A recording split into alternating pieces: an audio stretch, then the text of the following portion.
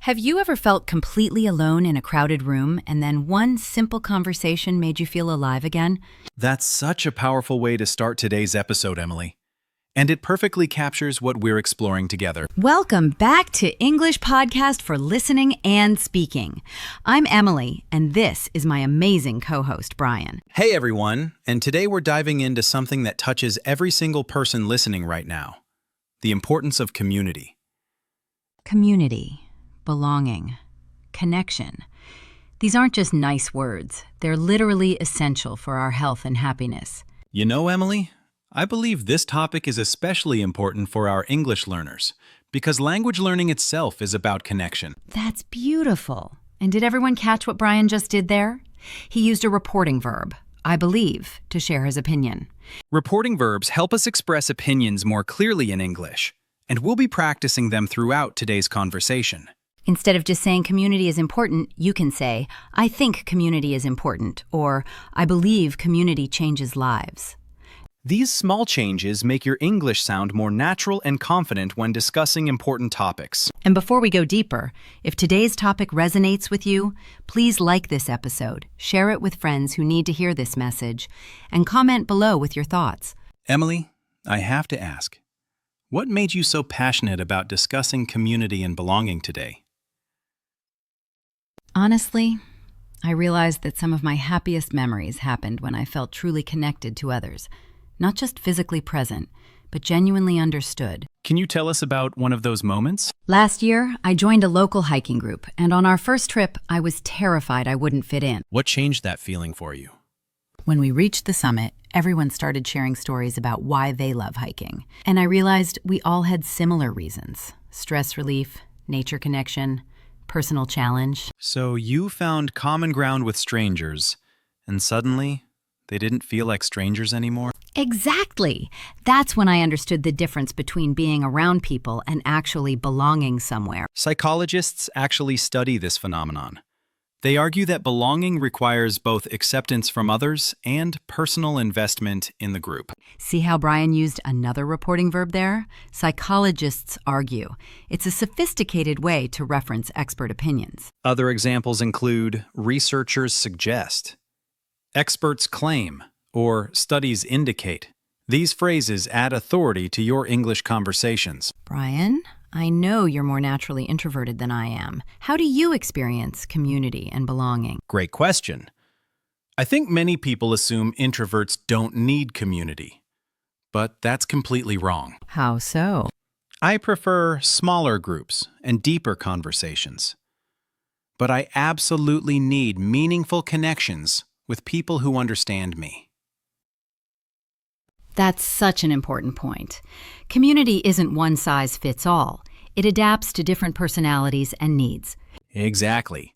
Some people thrive in large social gatherings, while others find their support system in book clubs or online forums. And that brings us to a crucial question for everyone listening.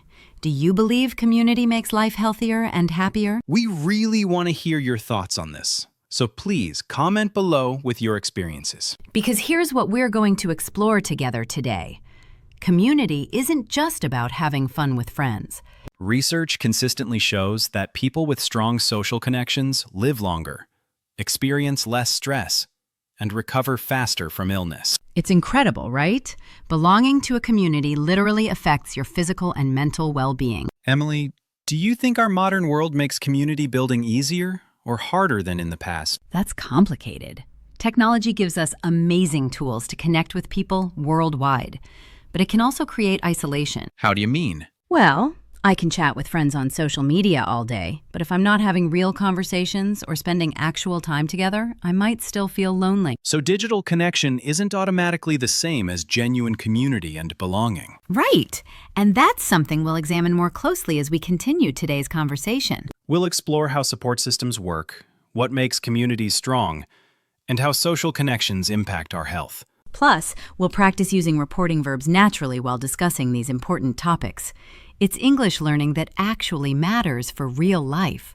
So whether you're someone who easily makes friends or someone who struggles with social anxiety, today's episode will give you new perspectives on building community. Because everyone deserves to feel like they belong somewhere, and everyone has something valuable to contribute to their communities.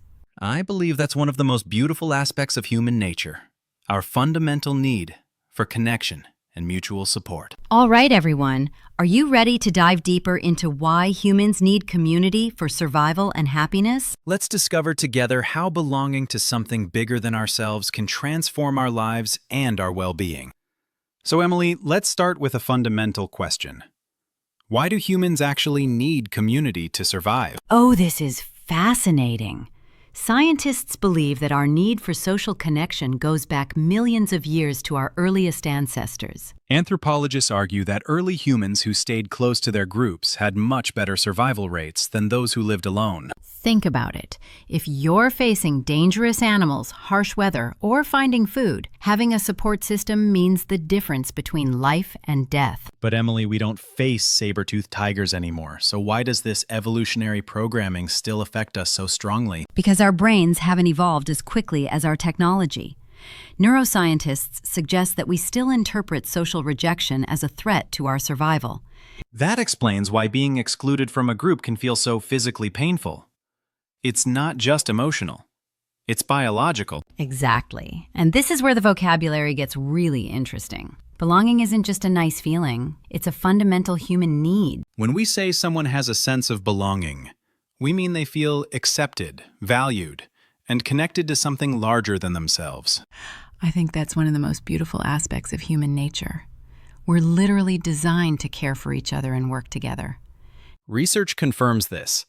Studies show that people with strong social bonds have lower stress hormones and stronger immune systems. It's incredible.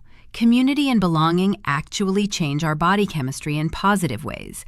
But Emily, some people claim they prefer to be independent and don't need social connection. What do you say to that? I understand that perspective, but psychologists argue that even the most independent people still need some form of human bonding. How do you mean? Maybe they don't need large social groups, but they might have one close friend, a meaningful relationship with family, or even connection through work or hobbies.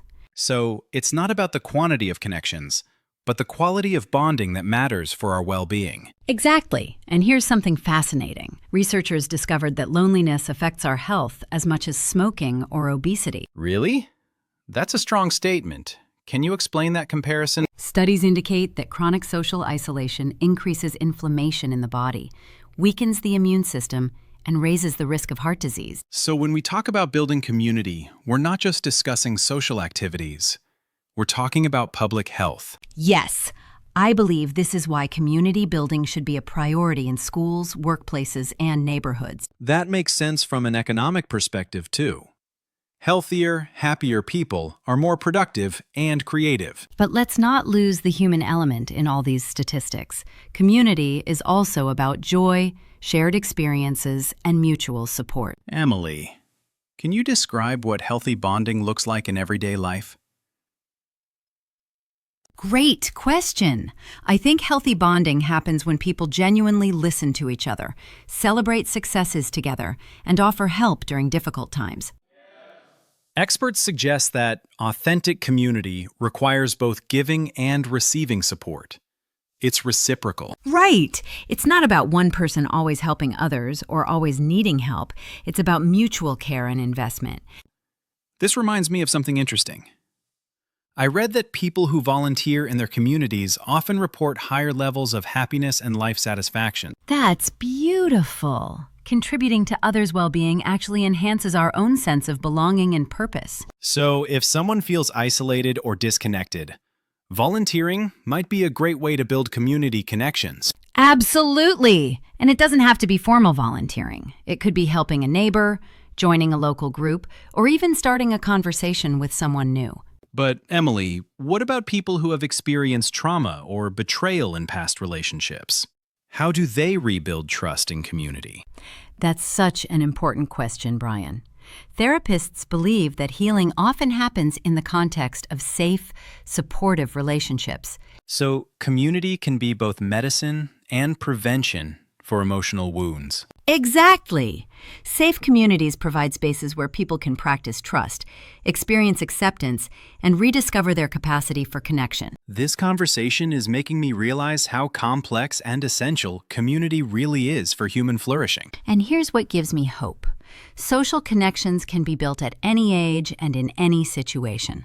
It's never too late to find your tribe. Whether you're starting a new job, moving to a new city, or just ready to expand your social world, community is always possible. Because at the end of the day, we're all human beings seeking the same fundamental things: understanding, acceptance, and connection. So here's our question for everyone listening today. What do you think? Is community more important now than ever before? Comment below and tell us, do you feel more connected or more isolated in our modern world? And next, we'll explore how support systems actually work in practice. What makes some communities strong and others fragile? Stay with us as we dive deeper into building the relationships that sustain us through life's challenges and celebrations. Let's get personal for a moment. When life gets overwhelming, who do you turn to for support? You know, Emily, I used to think I could handle everything alone, but I've learned that having a support system isn't weakness, it's wisdom. That's such growth, Brian. And I love how you used support system. It's one of today's key vocabulary words. A support system is basically your network of people who provide emotional, practical, or social help when you need it most. And it's different for everyone. Some people believe family is the foundation of their support system, while others rely more heavily on friends or colleagues. Most experts suggest that the strongest support systems include multiple types of relationships: family, friends, mentors, even acquaintances. Can you explain why diversity matters in a support system? Sure. Different people offer different types of support. Your best friend might be great for emotional venting, but your mentor might provide better career advice. Oh, that's brilliant. So it's like having specialized experts for different areas of your life. Exactly. And this is why researchers argue that isolated people often struggle more with life's challenges. They lack that safety net. Safety net. What a powerful metaphor. It suggests that community catches us when we fall. I think that's beautiful, Emily. Psychologists believe that knowing you have people who care about you reduces anxiety and increases resilience. And resilience. Our ability to bounce back from difficulties is directly connected to our social connections. Can you share a personal example of how your support system has helped you? Absolutely. Last year, when I was considering a major career change, I felt completely lost and scared. What made the difference?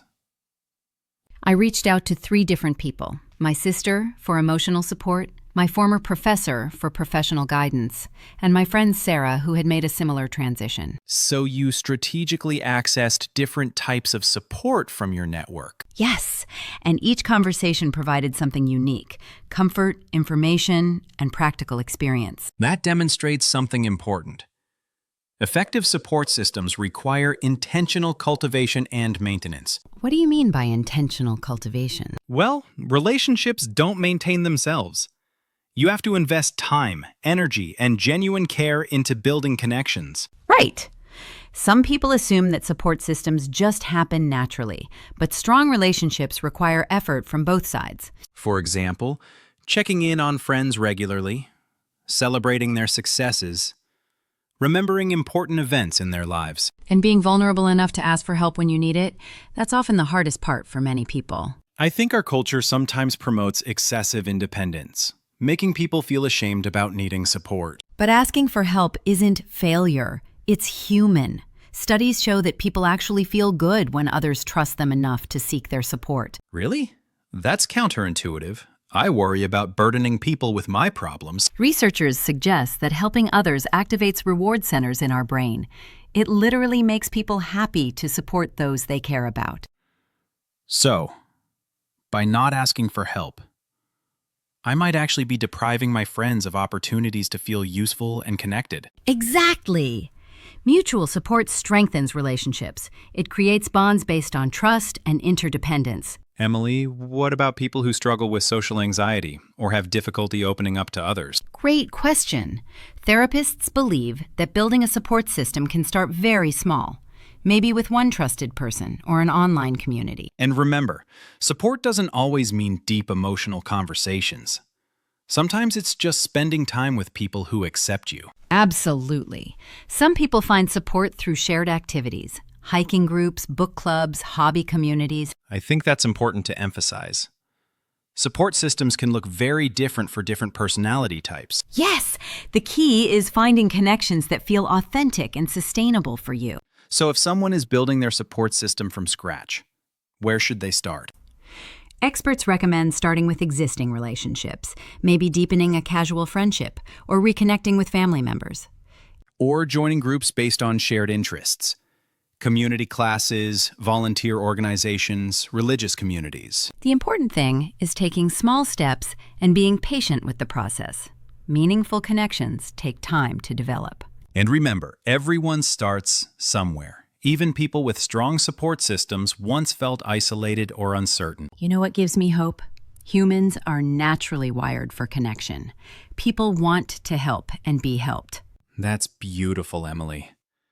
And I believe that building support systems is one of the most important investments we can make in our happiness and health. So here's our question for everyone listening. Do you have a support system you can always count on? And if the answer is no, or I'm not sure, please don't feel discouraged. Support systems can be built at any stage of life. Comment below and tell us who makes up your support system, or what steps are you taking to build one? Next, we'll explore how modern technology is changing the way we build and maintain these crucial connections. Stay with us as we dive into online communities, social media, and the challenge of creating authentic bonds in a digital world. So, Emily, let's address the elephant in the room.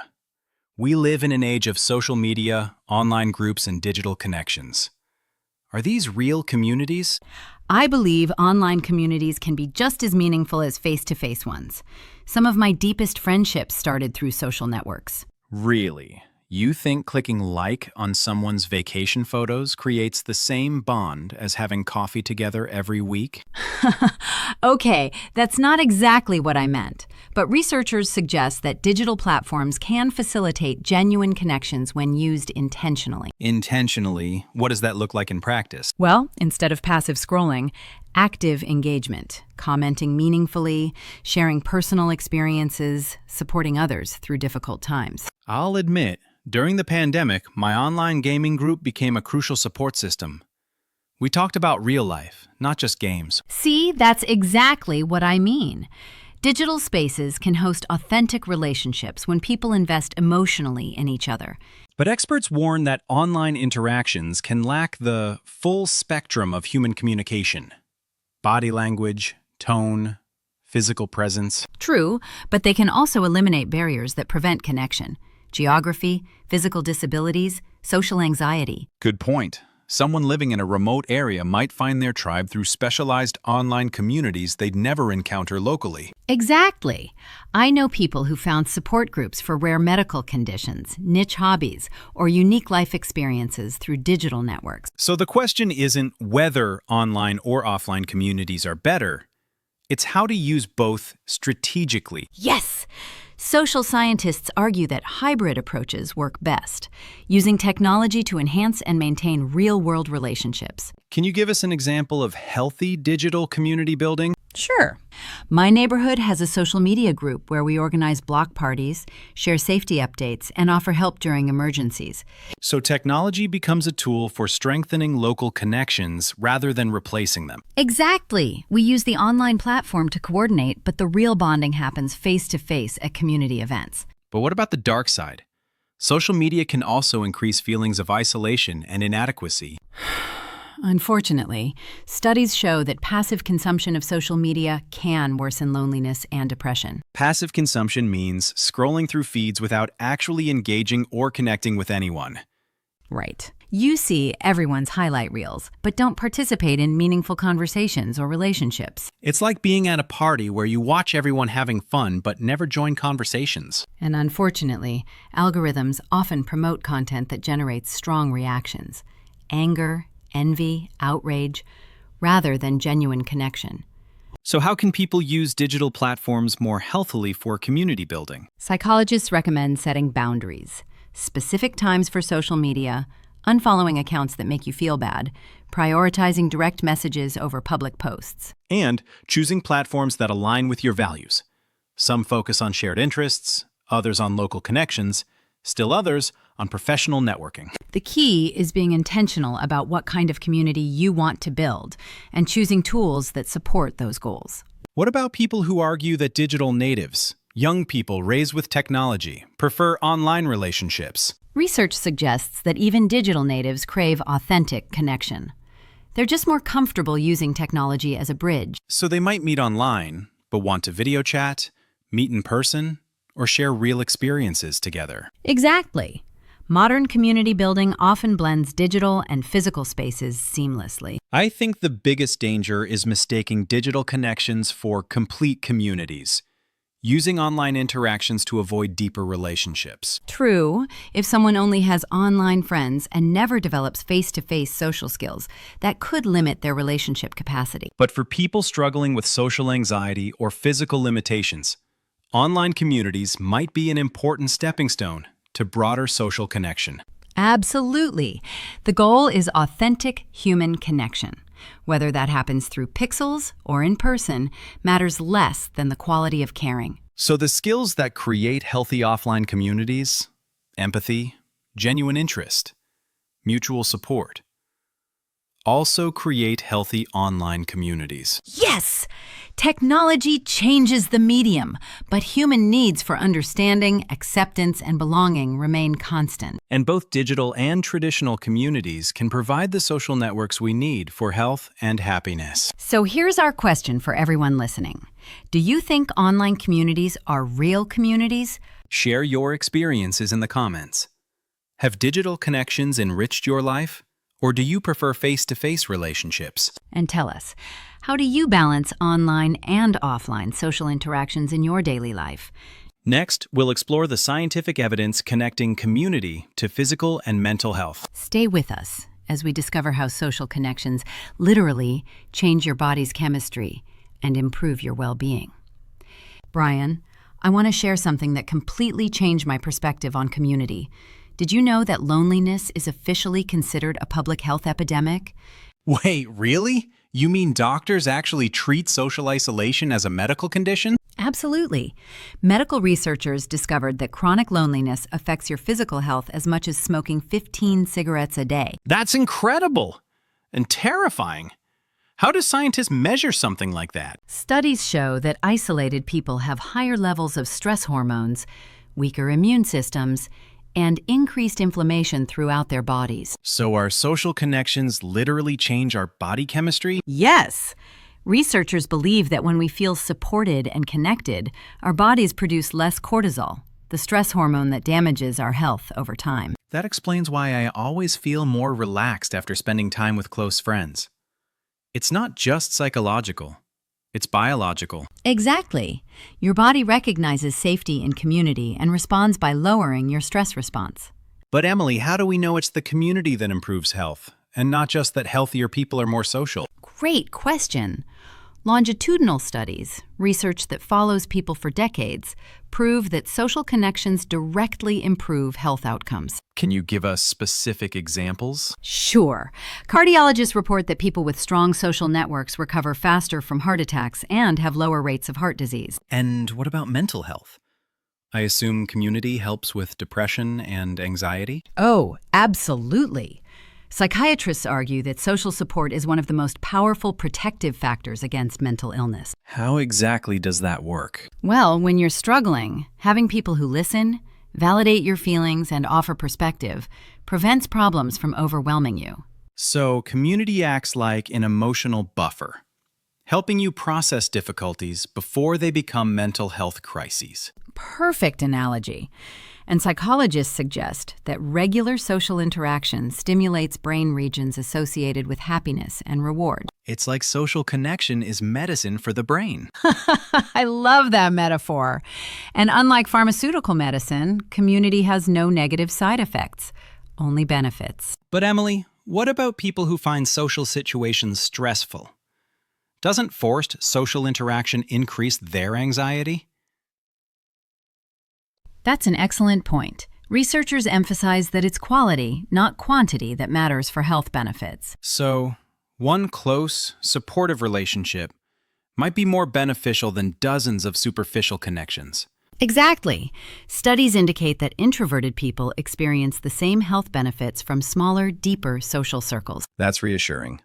Community doesn't require being the most popular person in the room. Not at all. Medical professionals believe that even one person who genuinely cares about you can significantly improve your physical and mental well-being. It's amazing how evolution designed us to literally need each other for optimal health. Right? And here's something beautiful. Helping others also improves your own health.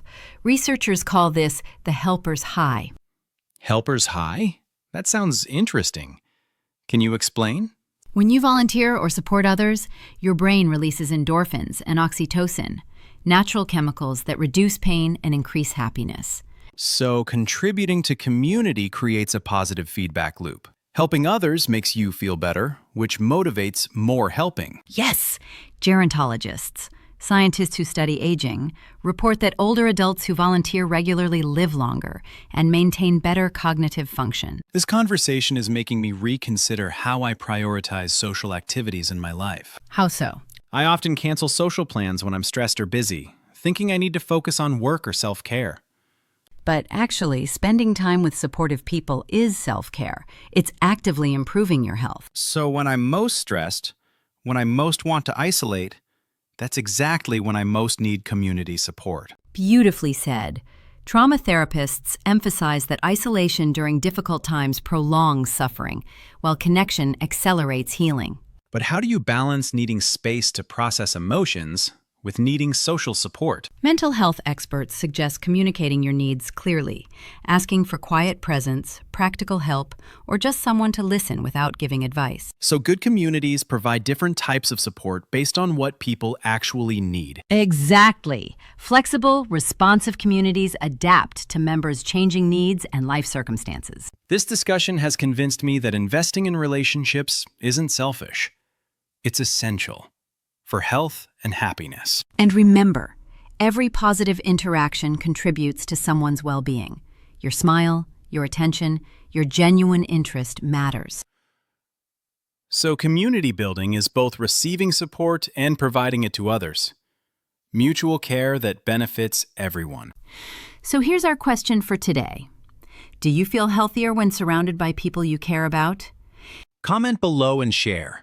Have you noticed physical or mental health changes when your social connections strengthen or weaken? And tell us, what motivates you to prioritize relationships in your busy life?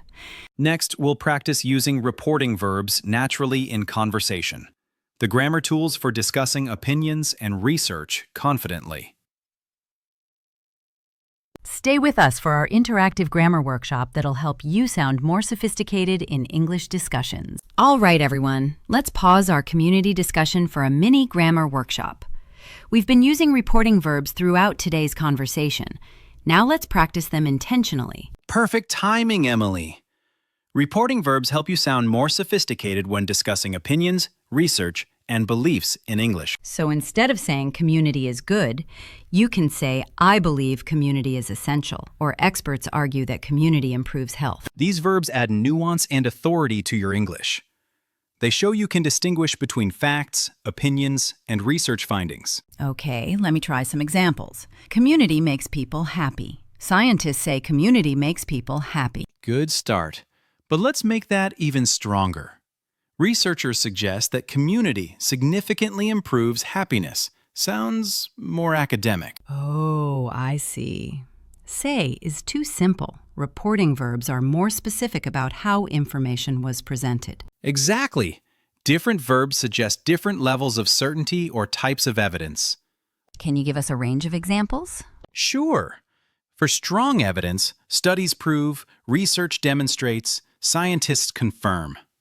For opinions, experts believe, researchers suggest, some people argue. Let me try again. Loneliness damages health. Doctors prove that loneliness damages health. Close. Try medical research shows that loneliness significantly impacts physical health. More precise and professional. This is harder than I thought. What about personal opinions? How do I share my own beliefs confidently? Great question. Start with I believe, I think, in my opinion, or I'm convinced that. These make your perspective clear. Okay, I believe that online communities can be just as meaningful as face-to-face ones. Perfect! Much stronger than just stating it as fact. Now everyone knows it's your personal perspective. Let's practice together. Everyone listening, repeat after Brian. I believe community makes us stronger. Ready? I believe community makes us stronger. Great. Now try, experts suggest that social connections improve health. Let's break it down. Experts suggest that social connections improve health. My turn to make mistakes again. People say that volunteering is good. Everyone knows volunteering is good. Okay, let's refine those. First one. Research indicates that volunteering benefits both helpers and recipients. And the second one? Many people believe that volunteering creates personal fulfillment. Avoid everyone knows because that's too absolute. Oh, reporting verbs help you avoid making claims that sound overly dramatic or unsupported. Exactly. They make your English sound more academic and thoughtful. What about when we disagree with something? How do we use reporting verbs for criticism? Good question. Try, some critics argue, however, other researchers suggest, or despite claims that. Some people claim that social media ruins real relationships, but I believe technology can enhance human connection. Excellent! You presented both sides professionally using reporting verbs. Let's try more repeat after me practice. Everyone say, psychologists argue that loneliness harms mental health. Slowly. Psychologists argue that loneliness harms mental health. Ton. Beautiful.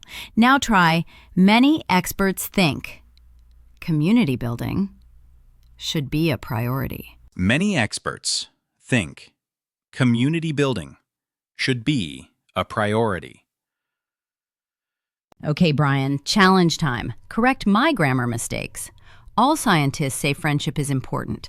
Obviously, community helps everyone. Let's soften those. Most researchers suggest that friendship plays a crucial role in well-being. 1. And the second one? Evidence indicates that community support benefits most people's mental and physical health. More nuanced and accurate. I love how reporting verbs make conversations sound more respectful and intelligent. They show you understand the difference between personal beliefs, expert opinions, and scientific evidence. Plus, they help you participate confidently in academic or professional discussions in English. Remember, practice makes perfect. Start using these in daily conversations to build fluency. Speaking of practice, here's your homework assignment. Write one sentence in the comments using I believe about community or relationships. For example, I believe that small acts of kindness strengthen community bonds. Or, I believe everyone deserves to feel like they belong somewhere. Taught. Don't be shy. We want to read your sentences and celebrate your English progress. And remember, making mistakes is part of learning. Every sentence you write helps you improve. The beautiful thing is that learning reporting verbs helps you discuss meaningful topics like community, health, relationships with confidence. You're not just improving your grammar. You're developing the language skills to participate in important conversations. And that connects perfectly to our main theme. Language learning itself is about building connections with others. Every time you practice English, you're preparing to communicate more effectively with your global community. So, everyone, practice those reporting verbs, share your sentences in the comments, and get ready for our big finale. Next, we'll tie everything together with an inspiring conclusion about community, connection, and English learning. Stay with us for a powerful ending that'll motivate you to build stronger communities while improving your English. Brian, as we wrap up today's conversation, I keep thinking about something powerful. We've talked about community as a necessity, but maybe we haven't emphasized enough how magical it really is. What do you mean by magical, Emily? Think about it. Every single person listening to us right now was once a complete stranger to everyone they currently love. Every meaningful relationship started with two people who had never met. Wow, that's incredible when you put it that way. Every best friend, every mentor, every romantic partner was once just another face in the crowd. Exactly. And here's the truly magical part. Somewhere out there right now, there are people who will become crucial to your happiness and growth, but you haven't met them yet. That gives me chills, Emily. Your future best friend might be sitting next to you on tomorrow's bus ride. Your future mentor might be in line behind you at the coffee shop. Your future support system might be attending the same class you're considering joining. So every interaction is potentially life-changing. Every smile, every conversation, every moment of openness.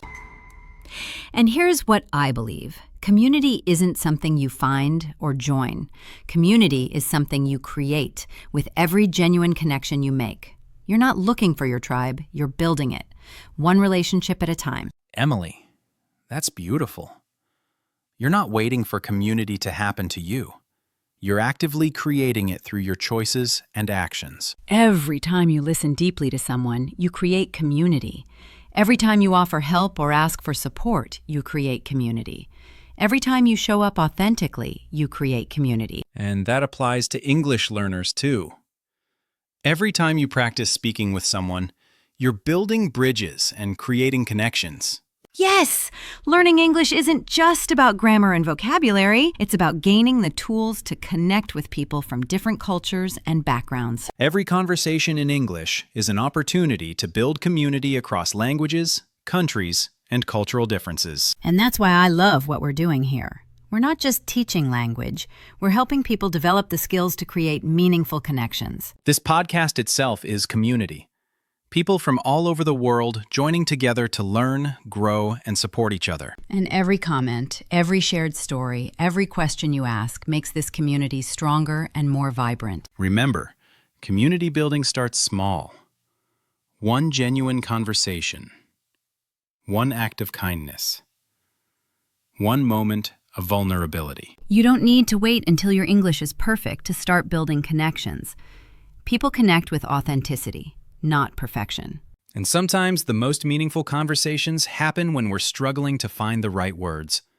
That vulnerability creates real bonds. Speaking of building community, let's practice right now. I want everyone listening to think about one person who has made a positive impact on your life. Got someone in mind? Maybe a teacher, a friend, a family member, or even a stranger who showed you kindness. Now here's your challenge. After you finish listening to this podcast, reach out to that person and thank them. Send a text, make a call, write an email. Tell them specifically how they affected your life, what they did, how it made you feel, why it mattered. This simple act creates community. You're strengthening an existing connection and reminding someone that they matter. And who knows, your message might arrive exactly when that person needs to hear that they've made a difference. Plus, if you do this in English, you're practicing the language while creating meaningful connections. Perfect combination. So here are our final questions for everyone. First, who will you thank today? And second, what small step will you take this week to build community? Maybe you'll join a local club, volunteer for a cause you care about, attend a language exchange, or simply start a conversation with a neighbor. Remember, community building is not a destination. It's a daily practice of choosing connection over isolation. And every time you choose connection, you're not just improving your own life. You're contributing to a healthier, happier world. Thank you for joining us today for this exploration of community, belonging, and human connection. Thank you for being part of our learning community. Your engagement, questions, and stories make every episode better. Don't forget to like, subscribe, and share this episode with someone who might benefit from thinking about community in their life. Leave us comments. Tell us about your community experiences. Practice your reporting verbs and let us know what topics you'd like us to explore next. And remember, wherever you are in your English journey, wherever you are in building community, you already have everything you need to start. You have curiosity, kindness, and the courage to keep growing. Those are the only tools required for creating meaningful connections. Until next time, keep learning, keep connecting, and keep building the community you want to see in the world. We believe in you, and we're honored to be part of your journey. Take care, everyone. This has been Community and Connection. Thank you for making us part of your community.